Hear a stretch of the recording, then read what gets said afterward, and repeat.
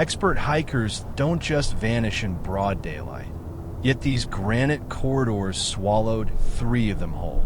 Logic dictates a struggle, but the recovery of their belongings suggests something far more calculated and terrifying. Join us as we navigate the suffocating silence to find the truth behind this impossible canyon mystery.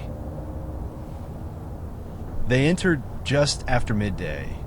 3 experienced hikers, each with a reputation for calm decision-making in hostile terrain. The canyon system they chose was narrow, serpentine, and notoriously disorienting. Locals had a name for it, a place where sound didn't behave correctly. Voices flattened, footsteps died within inches. Even wind seemed to vanish once you stepped inside. Their last confirmed sighting came from a passing hiker at the canyon mouth. The trio appeared relaxed, even methodical, checking gear, studying a map, noting the time. One reportedly joked about how quickly the walls closed in ahead. From that point, the canyon narrowed to a slot barely shoulder width in places, forcing single-file movement. Based on their experience level, their progression would have been deliberate. They would have noted light angles, tracked their turns, and marked subtle features, scratches in rock, mineral streaks, micro-ledges. But this canyon offered very little variation. Its walls were smooth, almost polished by centuries of flash floods. The floor, soft, silted sediment, ideal for preserving footprints. And yet, this is where reconstruction begins to fail. Search teams later determined that the hikers made it at least several hundred meters inside. A dropped carabiner, confirmed to belong to one of them, was found near a tight bend where the canyon briefly twists out of sight from the entrance. That is the last physical trace ever recovered.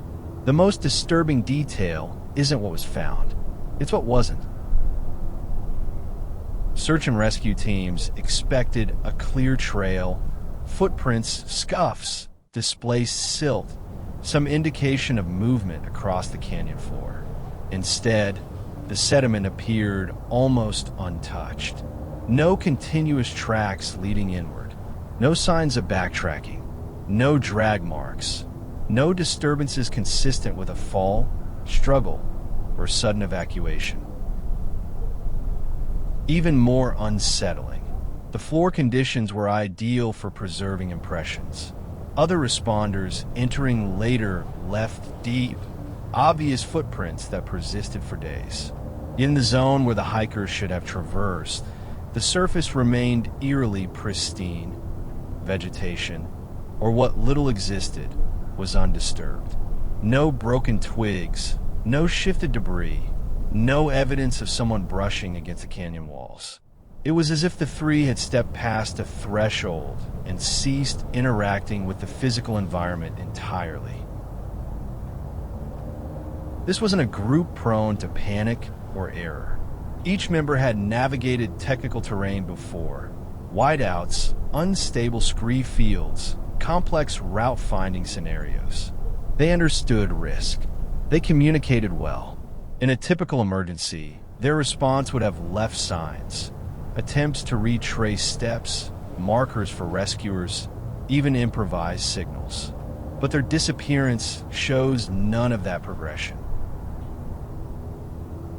There's no gradual deterioration of decision-making, no evidence of injury slowing them down, no sign of a turning point where things began to go wrong.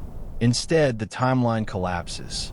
They go from controlled entry to total absence in what appears to be a matter of moments. Search teams expanded outward, checking for flash flood evidence, rockfall, hidden crevices. Nothing. No bodies, no gear clusters, no scent trails detectable by dogs beyond that single bend. Even aerial surveys revealed no anomalies. In wilderness incidents, absence usually tells a story. Wind erases tracks, water washes evidence away, time degrades clues. Here, absence feels immediate, intentional almost, as if whatever happened did not disturb the canyon at all. And in a place where sound itself seems to vanish, that detail lingers the longest. 3 people entered a space designed to contain them, and left behind nothing to prove they were ever there.